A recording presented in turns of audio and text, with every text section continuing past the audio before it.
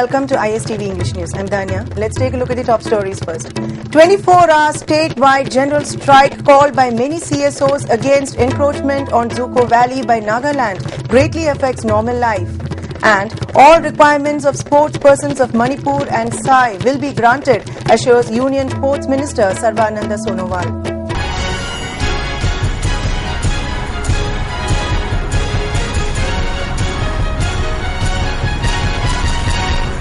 The news in detail.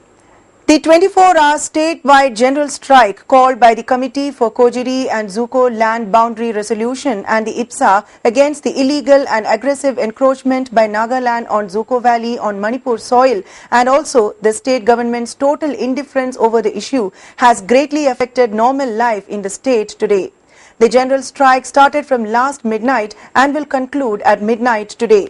A number of civil societies, including the All Manipur United Clubs Organization, AMUCO, the United Committee Manipur, UCM, had already announced full support to the general strike. Many people were seen coming out to the streets in Imphal and other parts of the valley districts to block traffic.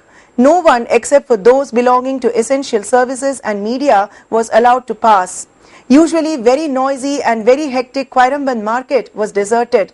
All educational institutions were closed for the day. Government offices recorded very thin attendance. All oil pumps were closed.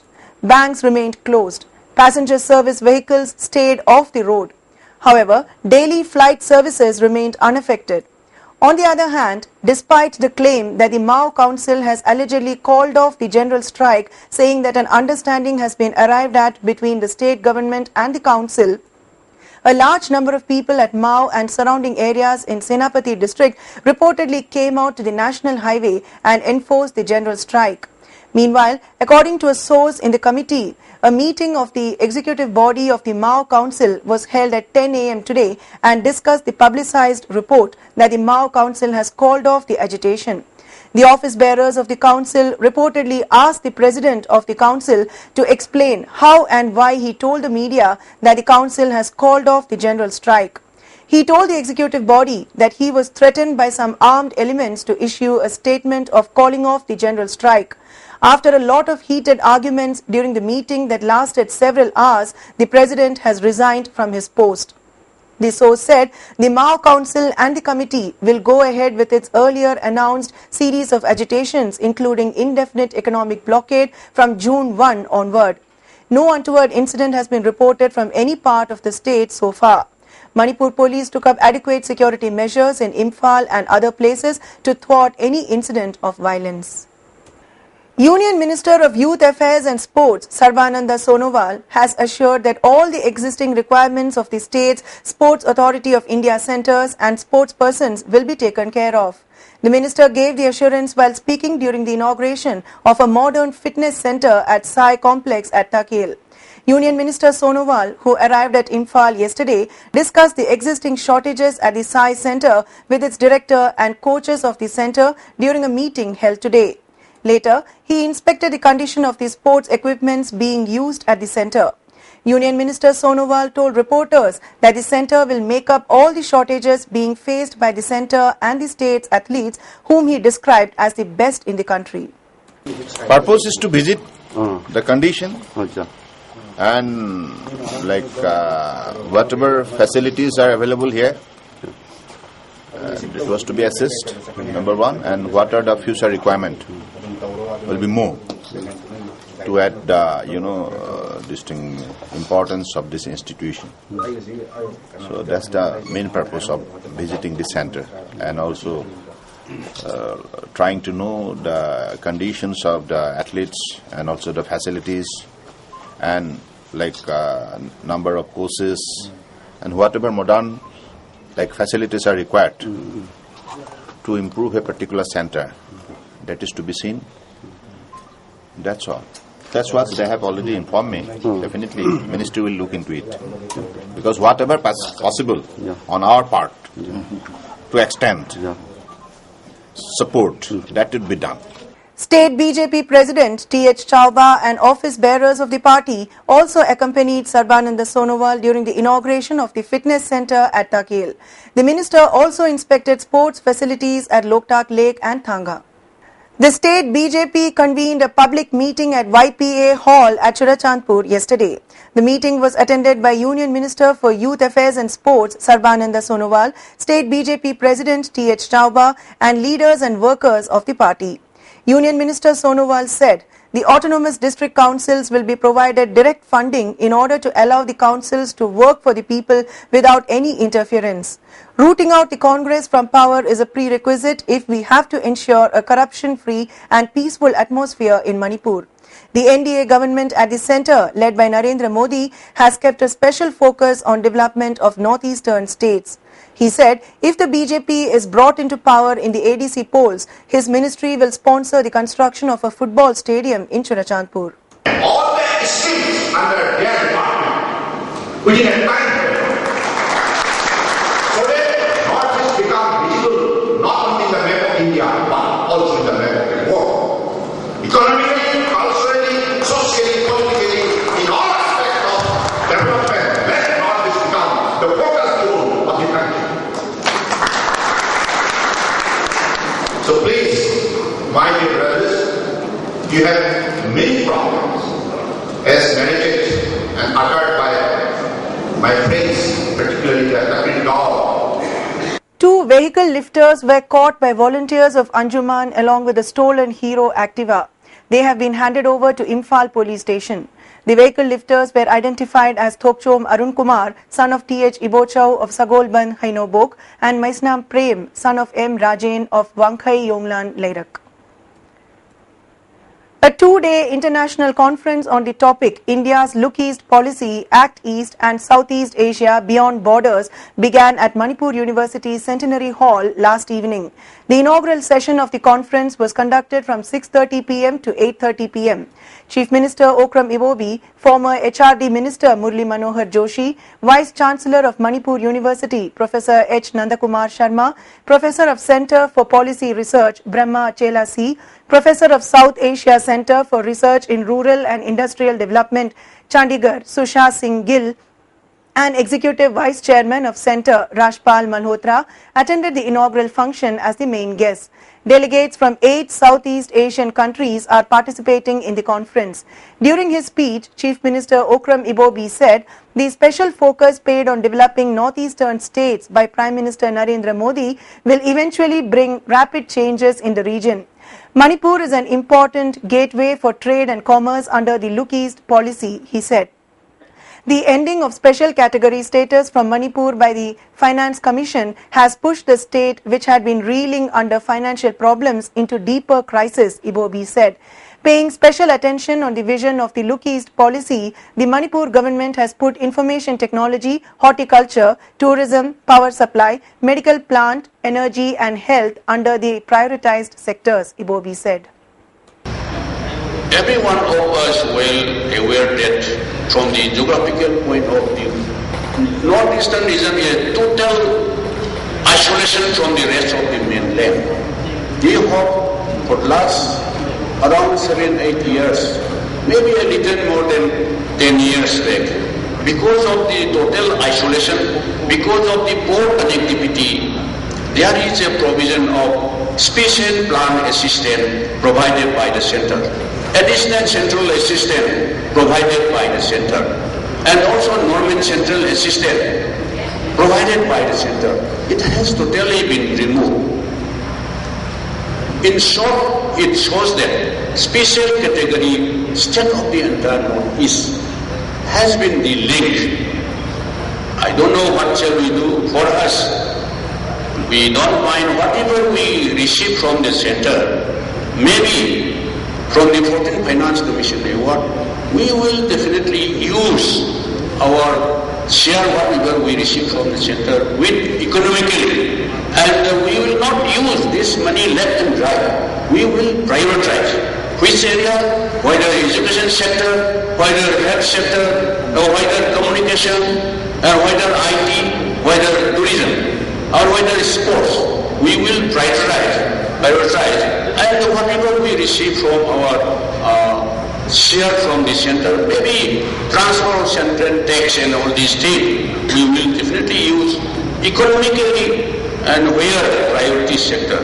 But most of the northeastern states, the entire region, most of the states, it seems a little disappointed. Dr. Murli Manohar Joshi said the Look East policy is steadily gaining momentum. During his recent trip to Myanmar, Prime Minister Narendra Modi had signed deals on wide-ranging issues for accelerating development in those sectors. And I am confident that the sagacity of this area, the vast experience, cultural experience of this area, has the potentiality to provide leadership to the rest of the world, to agree to resolve all conflicts through a process of dialogue, if possible on the basis of those 3 points which I have mentioned above. I wish this conference will give us a roadmap, and in the coming 2 days will give us a deep insight into this problem, the thematic problems, and if possible the consequences of creating a stable, prosperous, peaceful Southeast Asia for the future. Sometimes, if I am permitted to say, for the future of a consciously evolving human civilization. Ahead of the 4th state-level Watermelon Festival, a team comprising Secretary of Nahakpam Foundation for Development, Shanta Singh Nahakpam, Field Assistant Officer of Horticulture Department, Thoubal, Ningombam Shamsundar, research scholars of Department of Horticulture, School of Agriculture and Central Agricultural University, and media persons visited 15 watermelon farms. The Watermelon Festival is scheduled to take place at GM Hall from May 25 to 31, and above 200 tons of watermelon are expected to be showcased during the festival. Manipur Drivers Association has drawn the attention of Deputy Chief Minister Gaikhangam on the complaints on collection of rupees 200 for each vehicle along National Highway 2 by Senapati Police. The association further demanded that the number of police checkposts along NH37 be reduced from the present total of 7 to 2. The association proposed that the checkposts at Patsoi, Kotlen, None, Nungba and Lengangtabi be removed and only those at Kaithel Manbi and Jiri allowed to function. A constable of Manipur Police was allegedly caught along with 280 SP capsules. According to the president of Minuthong Mayai Lekai Development Organization, Zakir Hussain, the organization along with Central Masjid Committee conducted a drive at Golapti Mayai Lekai and nabbed the police personnel who was identified by the organization as MD Zulfikar Ali, son of Amjad Ali of Urup Arapti. Another person who came together with the arrested person got away. Hussain said similar drives against drugs will be carried out in the future.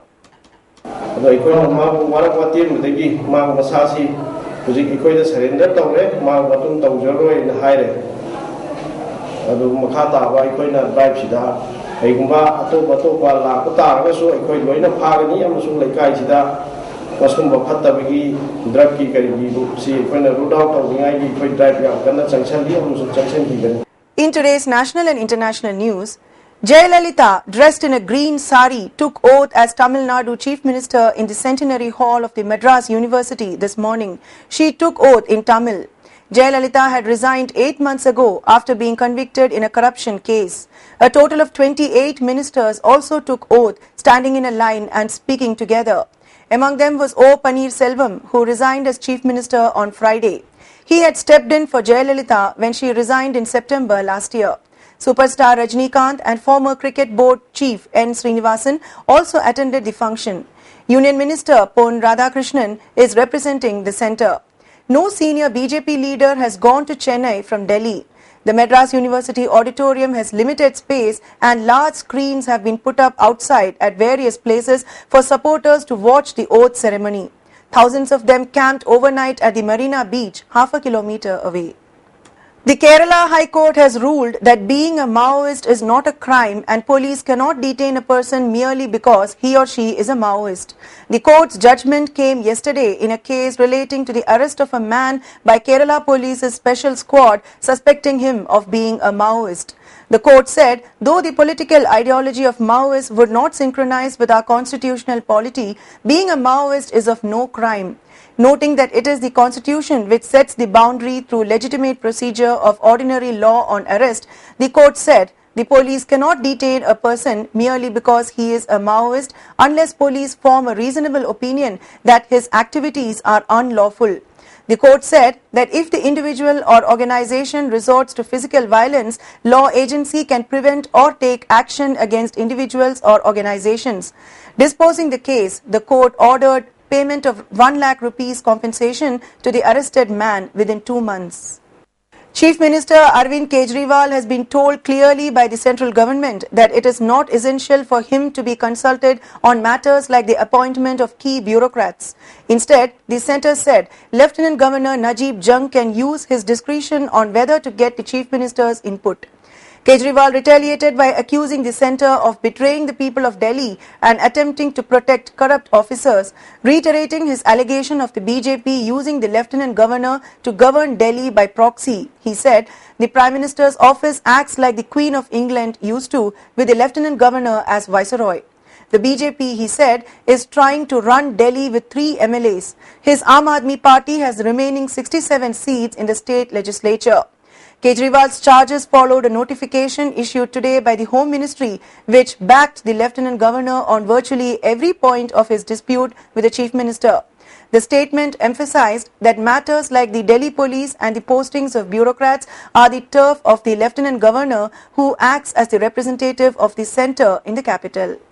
In an unfortunate incident on Saturday, Guwahati's Sifung Express derailed in Assam's Kokrajhar district. The engine driver and some passengers have been injured in the accident. Northeast Frontier Railway spokesman Jayanta Sharma said that the accident occurred between Salakati and Basugao at 5:15 am as the 55753 up Sifung passenger train was about to negotiate a bridge. All the passengers of the train coming from Alipurdwar in Bengal to Guwahati were transshipped from the accident site, Sharma said. While the engine driver was admitted to hospital, the passengers with minor injuries were given first aid, the spokesman said. As the railway track was blocked due to the derailment, other trains might be delayed, he added. The United States and Cuba ended Friday their 4th round of negotiations to restore diplomatic relations with the message that the opening of embassies is now much closer and that the last obstacles will be overcome in the coming weeks, though not necessarily with another high-profile gathering. The meeting that began Thursday in Washington could be the last encounter of the respective chief negotiators before the re-establishment of diplomatic ties broken off more than half a century ago, judging by the words of U.S. Assistant Secretary of State Roberta Jacobson. We made progress today, but we still have things that we have to come to agreement on. Obviously, we do have interest sections in each other's countries and can have communications without face-to-face meetings, Jacobson told a press conference after the meetings. Jacobson said the negotiations have made significant progress in the last 5 months and are much closer to re-establishing relations and reopening embassies. The Islamic State militant group has claimed responsibility of yesterday's suicide bombing on a Shia mosque in Saudi Arabia that killed at least 21 people. The attack in Saudi Arabia's eastern province is the first to be claimed by the Saudi branch of IS. It had previously threatened to attack Shia Muslims in Saudi Arabia. Witnesses reported a huge blast at the Imam Ali Mosque in the village of Al-Qadi in Qatif Governorate during Friday prayers. And now let's take a look at the top stories once again. 24-hour statewide general strike called by many CSOs against encroachment on Zuko Valley by Nagaland greatly affects normal life. And all requirements of sports persons of Manipur and Sai will be granted, assures Union Sports Minister Sarbananda Sonowal. Thanks for watching and do stay tuned for more updates.